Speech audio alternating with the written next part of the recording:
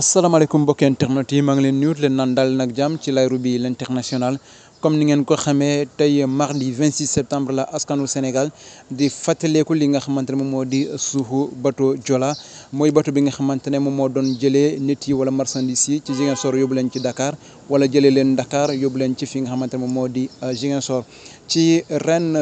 ñaari fukki at ak benn bi bateau bi suuxee ak léegi naam at bu jot li nga xamante ne moom moo di réewu Sénégal dañuy fàttaleeku ñi nga xamante ne ñoom ñoo desoon foofu ci biir bateau bi waral ñuy dem souvent ci li nga xamante ne moom mooy ci seen sëg yi wala fii nga xamante ne foofu la leen suul di leen di ñaanal wala dafay déposer ay germes lu mu doon li nga xamante ne ñu bëree rafetlu nañ ko waaye bu weesoo loolu am na ay revendication yu bëri ñu nga xamante ne ñoom ñoo di famille victime yi ñu ngi koy xaarandi ci li nga xamante ne moom moo di nguuru Sénégal bu ñu sukkandikoo ci li nga xamante ne kii di Samsidine Diatta wax na ko tey ci ñi nga xamante ne ñoom ñoo di suñu naataangoo fare ci rajo iRadio moom daal ki nga xamante ne moom moo di Samsidine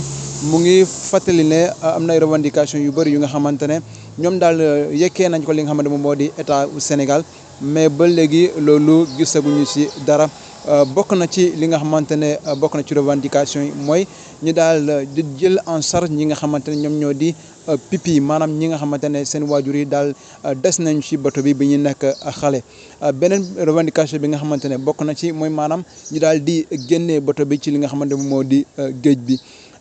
ñetteel bi mooy li nga xamante ne moom moo di justice famille ak ñi nga xamante ne ñoom ñoo di njaboot ñi nga xamante ne ñoom ñoo làkku ci li nga xamante ne moom moo di bateau Joola ñu ngi laajte état bu Sénégal mu daal di indi lumière wala mu daal di def justice ci ñi nga xamante ne laala ñu ak li nga xamante ne moom moo di suuxu bateau gi. beneen revendication bi nga xamante ne ñi nga xamante ne ñoom ñoo di famille wala njaboot ñi nga xamante ne ñoom ñoo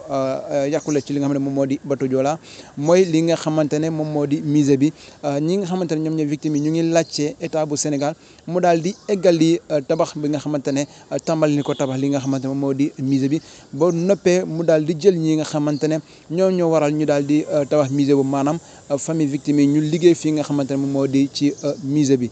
benn revendication bi nga xamante ne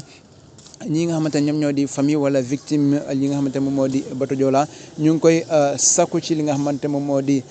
état bu Sénégal mooy ñu jël date bi nga xamante ne moom moo di 26 septembre ñu def ko benn date mémorial ñu daal di koy def ci calendrier Sénégal bu ko defee saa yu 26 septembre jotee rek askanu Sénégal yëpp daal di fàttali wala daal di mun a xam ne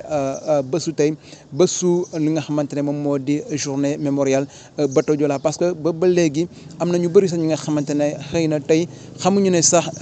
tey la bateau Joola wala tey la ñuy fàttaliku li nga xamante ne moom moo di suuxu bi nga xamante ne bateau Joola suuxu na ko mu doon nag benn mbir bi nga xamante ne saa yu jotee rek dafay doon benn bés bi nga xamante ne bu diis lay doon ci ñi nga xamante ne ñoom ñoo di famille victime yi parce que ba léegi ñu ngi xaarandi ñu génne bateau bi nga xamante ne moom moo suuxu ci géej gi waral seen njaboot wala seen i jegeñale wala seen i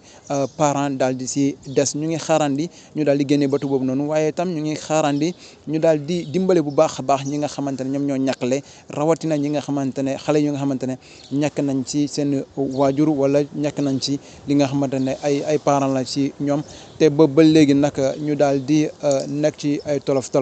lii mooy li nga xamante ne moom lañ lay indi tey ci li nga xamante ne moom moo di fàttali bi nga xamante ne at bu jot réewu Sénégal da ko daal di fàttali li nga xamante ne moom moo di suuxu bateau Joola foofu fi nga xamante ne foofu moo ci Ziguinchor tey nag mbooloo bu takku moo dajee foofu ci Ziguinchor fi nga xamante ne foofu la ñuy daal di tabax li nga xamante ne moom moo di musée bi nga xamante ne jotoon nañ dinañ ko inauguré ci ren ci anniversaire bateau bi waaye pousse nañ li nga xamante ne moom moo di inauguration bi ba ci weer yi ñuy ñëw ñuy am yaakaar ne rek lii nga xamante ne moom moo di musée bi état bu Sénégal dinañ ko inauguré ba bu noppee dina jël ñi nga xamante ne ñoom ñoo di doomu victime yi ñu daal di ci liggéey parce que dina leen permettre ñuy mën a toppatoo bu baax a baax li nga xamante ne seen waajur yi ñu lakku moo tax ñu daal di koy sampee foofu ci Ziguinchor waaye itam ci fépp ci réew mi ñi nañu daal di jël li nga xamante ne moom datu 26 septembre ñu koy mën a fàttali saa yu jotee pour ñu bañ a fàtte ñi nga xamante ne ñoom ñoo ñàkk seen bakkan ci bateau